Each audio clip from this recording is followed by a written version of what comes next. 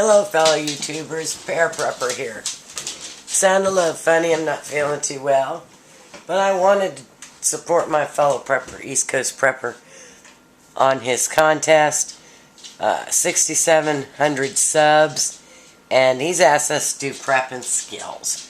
So I tried to think, not feeling well, what could I do that was easy? Excuse me. And so I thought, I bet you a lot of you don't know what to do with your rancid oil.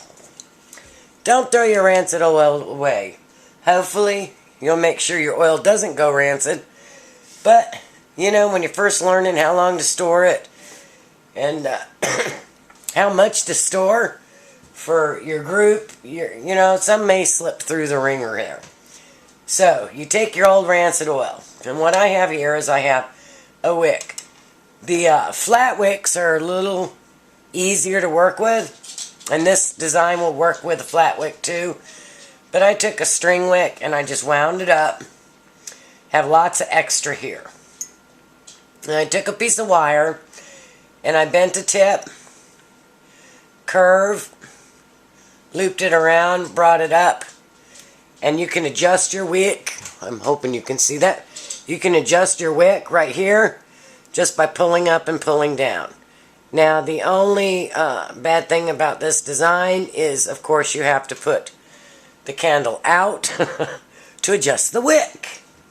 Because the only way, or I guess you could use needle nose and probably pull it up, but I just blow it out, because usually you can have a bunch of these. And since you know I love canning, I use my mason jars, my canning jars.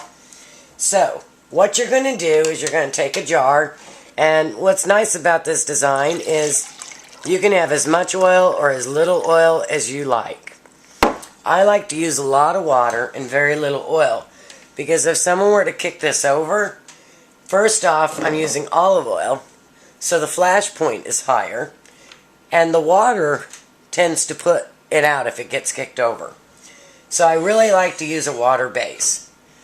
So all you do is you stick your little wick in there. And I have mine to where it loops over the side. I'm going to put some oil in before I bring the wick too far down. And I'm just going to layer oil on the top.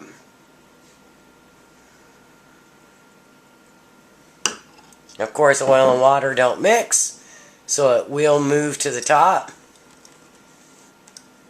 Now, if you find that your bands pop up, you can always use your ring and hold it down with the ring.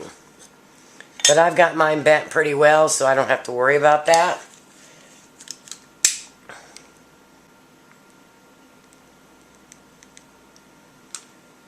Sometimes I take a moment to light.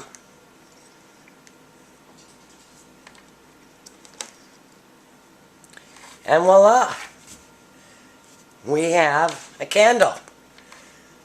Works really nice if you put them on the ground. I have a like a chow hall tent for us to live in at the bug out location. So my plan is to have these lined up around the edge, because then it'd be less likely to fall over, and then I can minimize the generator usage and stuff. When it's time to put it out, you can just blow it out. But if it falls over, the water inside the jar will put it out. And as your oil level goes down, you can adjust this down or up if you want to go with a higher level. Or just keep adding your oil. When you're done with it, just blow it out. Pick it up. I just squeeze it. And that's the reason why it's rounded. And I push it inside the jar. So now, if there's a lights out situation, I just store my jars. I can stack them and shake them, put them wherever I want. When time comes I need it, I just open it up, pull it out, and light it. East Coast Prepper, you're a great guy. I appreciate the contest. I really want that bow. And if you haven't watched him, folks, give him a shot. Check out his blog TV. and his website. He's a great guy, very generous.